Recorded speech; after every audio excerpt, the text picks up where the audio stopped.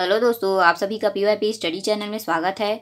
इस वीडियो में हम एमपी पटवारी के लिए इम्पोर्टेंट प्रश्नों को देखेंगे, जिसमें हम विज्ञान, कंप्यूटर, हिंदी, सामान्य ज्ञान, सामान्य प्रबंधन तथा मध्य प्रदेश के सामान्य ज्ञान से रिलेटेड प्रश्नों को देखेंगे। ये हमारा पार्ट 3 है। अगर आपने पार्ट 2 और पार्ट 1 नहीं देखा है तो आप हमारे चैनल पर जाके देख सकते हैं। चलिए शुरू करते हैं। हमारा पहला प्रश्न है, रक्त का थक्का बनने में किस विटामिन की आवश्यकता होती है?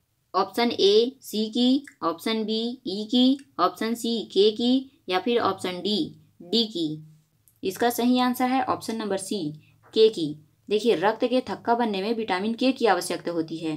रुधिर क्या होता है? रुधिर द्रव होता है, किंतु जैसे ही यह शरीर से बाहर निकलता है कुछ मिनट में जम जाता है, जिसे थक्का कहते हैं। और रुधिर के शीघ्र जमने में उष्मा, थ्राम्बिन, एड्रोनिल, कैल्शियम क्लोराइड तथा विटामिन के से सहायता मिलती है।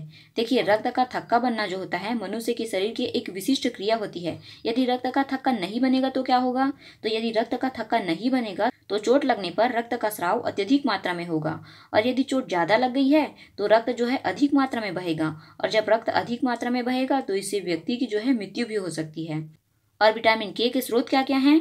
तो हरी पत्तेदार सब्जियां जैसे कि पालक भाजी हो गया, सरसों भाजी हो गया, धनिया, पत्ता गोभी तथा फूल गोभी जो है विटामिन के की प्राप्ति के साधन हैं। और विटामिन के का रासायनिक नाम नेप्थोक्विनोन होता है। देखिए, यहाँ पर हम ऑप्शन लोगों को भी देख लेते हैं। ऑप्शन ए में दिया हुआ है विटामिन सी। विटामिन सी का रासायनिक नाम जो होता है एस्कॉर्बिक अम्ल होता है, जो कि घाव भरने में सहायक होता है। विटामिन सी सर्वाधिक मात्रा में कच्चे एवं ताजे व खट्टे फलों में पाए जाते हैं, जैसे कि संतरा, नींबू, मौसम्बी और आंवला में। विटामिन डी का रासायनिक नाम कोलेकैल्सिफेरॉल होता है, और सूर्य की किरणों से हमें विटामिन डी की प्राप्ति होती है। विटामिन डी की कमी से रिकेट्स व ऑस्टियोपोरोसिस नामक रोग हो सकते हैं। तो चलिए अगला प्रश्न है, निम्नलिखित में से कौन सा अणु का भाग नहीं है? A electron, B neutron, C proton, D proton. इसका सही आंसर है ऑप्शन नंबर डी, प्रोटॉन। देखिए, जो इलेक्ट्रॉन, प्रोटॉन एवं न्यूट्रॉन ये तीनों जो हैं परमाणु के मूल अवयव होते हैं, जबकि प्रोटॉन जो होता है वो ऊर्जा के बंडल होते हैं जो प्रकाश के वेग से चलते हैं, और सभी प्रकार की विद्युत चुंबकीय किरणों का निर्माण इन्हीं मूल कणों से होता है।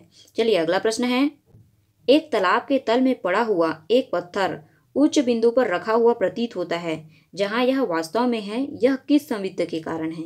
ए प्रकाश का विवर्तन, बी प्रकाश का परावर्तन, सी प्रकाश का बिखराव, डी प्रकाश का अपवर्तन। देखिए, जो एक तालाब होता है उसमें मान लीजिए यहाँ सिक्का रखा हुआ है, वो ऊपर में हमें रखा हुआ दिखाई देता है, तो ऐसा क्यों होता है?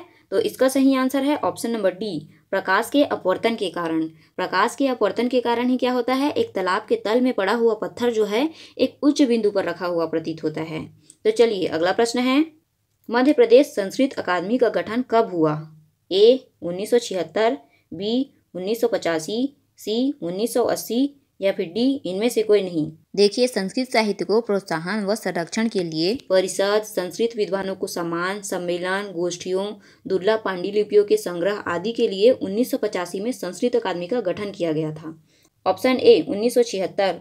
1976 में उर्दू साहित्य को संरक्षण एवं प्रचार प्रसार हेतु मध्य प्रदेश में जो है उर्दू अकादमी का गठन किया गया था। और ऑप्शन नंबर सी 1980। 1980 में तानसेन सम्मान की स्थापना की गई थी। चलिए अगला प्रश्न है, मध्य प्रदेश में पहली महिला बैंक कहाँ पर स्थापित की गई है? ए इंदौर, बी जबलपुर, सी बैतूल, डी सीहोर। इसका सही आंसर है option number A, Indore. Madhya Pradesh की पहली महिला बैंक जो है इंदौर में है। चलिए अगला प्रश्न है, इनमें से किसे मध्य प्रदेश का झीलों का शहर कहा जाता है? ए खंडवा, बी इंदौर, सी पंचमढ़ी या फिर डी भोपाल। इसका सही आंसर है ऑप्शन नंबर डी, भोपाल। देखिए, जो भोपाल नगर है उसको 10वीं से 11वीं शताब्दी में राजा भोज परमार ने बसाया था, और भोपाल को ही क्या कहा जाता है, झीलों का शहर भी कहा जाता है।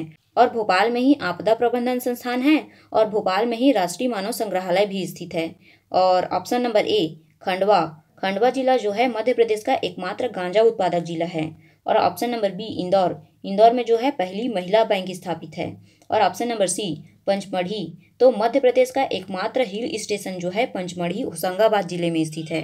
चलिए अगला प्रश्न है, निम्न में से बायोस द्वारा कौन सा प्रोग्राम संचालित किया जाता है जो कंप्यूटर ऑन होने पर यह जांच करता है कि हार्डवेयर कंपोनेंट समुचित रूप से कार्य कर रहे हैं? A DMOS, B CMOS, C POST या फिर डी RIP। इसका सही आंसर है option number C, POST. POST का फुल फॉर्म होता है पावर ऑन सेल्फ टेस्ट और बायोस का फुल फॉर्म होता है बेसिक इनपुट आउटपुट सिस्टम। देखिए बायोस क्या होता है, बायोस एक सॉफ्टवेयर होता है जो मदरबोर्ड पर बने स्थायी रोम चिप में स्टोर रहता है और जब कंप्यूटर को ऑन किया जाता है तो सबसे पहले बायोस सॉफ्टवेयर चलता है जो कंप्यूटर से जुड़े हार्डवेयर की जांच करता है और इसे ही पावर ऑन सेल्फ टेस्ट अर्थात POST कहा जाता है ना, पावर ऑन सेल्फ टेस्ट कहा जाता है। चलिए अगला प्रश्न है, कंट्रोल अल्ट और डेल बटन का एक साथ प्रयोग किया जाता है ए कंप्यूटर को रीसेट करने के लिए, बी स्क्रीन की सूचना को नष्ट करने के लिए, सी कंप्यूटर की सूचना को समाप्त करने के लिए, या फिर डी कभी नहीं। तो इसका यूज़ तो आपने भी कभी न कभी किया ही होगा। तो बताइए इसका सही आंसर क्या होगा। इसका सही आंसर है ऑप्शन नंबर ए कंप्यूटर को रीसेट करने के लिए। देखिए जब कभी कभी क्या होता है कंप्यूटर हैंग हो जाता है तो हम alt plus control plus del को एक साथ प्रेस करके क्या करते हैं, कंप्यूटर को रीसेट करते हैं। चलिए अगला प्रश्न है, कंप्यूटर के USB पोर्ट से किसे नहीं जोड़ा जा सकता, A mouse, B printer, C pen drive, D hard disk. इसका सही आंसर है option number D hard disk. देखिए माउस, प्रिंटर तथा पेन ड्राइव इन तीनों को जो है USB पोर्ट से जोड़ा जाता है जबकि हार्ड डिस्क को SCSI पोर्ट से जोड़ा जाता है। चलिए अगला प्रश्न है, भारतीय पुरातत्व का जनक किसे कहा जाता है, A Alexander Cunningham, B Mortimer Wheeler, या फिर सी जॉन मार्शल, या फिर डी जेम्स प्रिंसेप। तो बताइए भारतीय पुरातत्व का जनक किसे कहा जाता है। इसका आंसर है option number A Alexander Cunningham को भारतीय पुरातत्व का जनक कहा जाता है। चलिए अगला प्रश्न है, भारत का उपराष्ट्रपति बनने के लिए न्यूनतम आयु कितनी होनी चाहिए। ऑप्शन ए 35 वर्ष, बी 31 वर्ष, सी 30 वर्ष, या फिर डी 40 वर्ष। इसका सही आंसर है ऑप्शन नंबर ए 35 वर्ष। देखिए भारत का राष्ट्रपति बनने के लिए कोई भी व्यक्ति तभी पात्र होगा जब उसने 35 वर्ष की आयु पूर्ण कर ली हो और इसके अतिरिक्त उसे राज्यसभा का सदस्य निर्वाचित होने की योग्यता भी रखना आवश्यक है और साथ ही साथ वह भारत का नागरिक होना चाहिए तथा किसी भी लाभ के पद पर नहीं होना चाहिए। देखिए आपको कुछ और भी याद रखना है यहाँ पे। अभी वर्तमान में भारत के उपराष्ट्रपति जो है जगदीप धनखड़ जी हैं और भारत के प्रथम उपराष्ट्रपति डॉक्टर S राधाकृष्णन जी थे। आपको एक नाम और याद रखना है, कृष्णकांत। कृष्णकांत जो है पहले उपराष्ट्रपति थे जिनकी मृत्यु जो है कार्यकाल के दौरान हुई थी। चलिए अगला प्रश्न है, निम्नलिखित में से कौन सा ग्रह सौर मंडल का नहीं है, ए बुध, बी शुक्र, सी फ्लोरिडा, या फिर डी शनि। इसका सही आंसर है ऑप्शन नंबर सी फ्लोरिडा। देखिए ये क्वेश्चन जो है एक बार MPPSC में एक बार पूछा जा चुका है। बुध, शुक्र और शनि सौर मंडल के ग्रह हैं जबकि फ्लोरिडा अमेरिका में अवस्थित अंतरिक्ष यान प्रक्षेपण स्थल है। चलिए अगला प्रश्न है, दिए गए शब्द का विलोम चुने। वाचाल, वाचाल का विलोम बताना है, ए मितभाषी, बी सुभाषी, सी मृदुभाषी, या फिर डी निर्दोषी। इसका सही आंसर है ऑप्शन नंबर ए मितभाषी। वाचाल का अर्थ होता है बहुत बोलने वाला, इसका विलोम जो है मितभाषी होता है। चलिए अगला प्रश्न है, सही वर्तनी वाले शब्द का चयन करना है। शुद्ध वर्तनी वाला शब्द इनमें से कौन सा है बताइए। इसका सही आंसर है ऑप्शन नंबर डी पंखुड़ी। चलिए अगला प्रश्न है, दिए हुए शब्द के पर्यायवाची शब्द का चयन करें।